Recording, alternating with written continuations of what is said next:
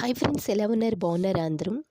ఇంట్లో అయితే నేను పూజ చేసుకున్నాను. నేను చేసుకున్న పూజ ఎలా చేసుకున్నాననేది చూపిస్తున్నాను. ఇక్కడ ఏమేమి పెట్టాను అనేది చెప్తున్నాను. గులాబీ పూలు, చామంతి పూలు ఉంటైతే దేవుడికి పెట్టాను.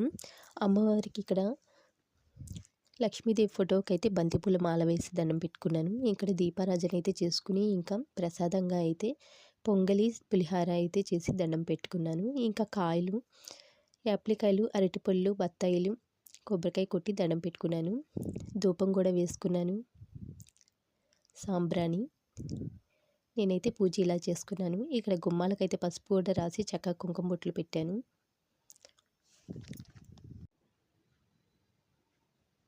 రాగి చెంబులో అయితే పువ్వులు ఇలా పెట్టుకున్నాను.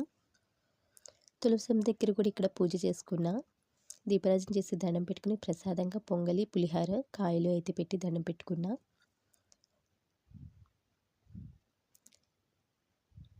దేవుడికి పూజ చేసుకుంటే చాలా హ్యాపీగా అనిపించింది కదా. మీకు కూడా ఇంతేనా అనేది నాకు కామెంట్ బాక్స్లో కామెంట్ చేయండి.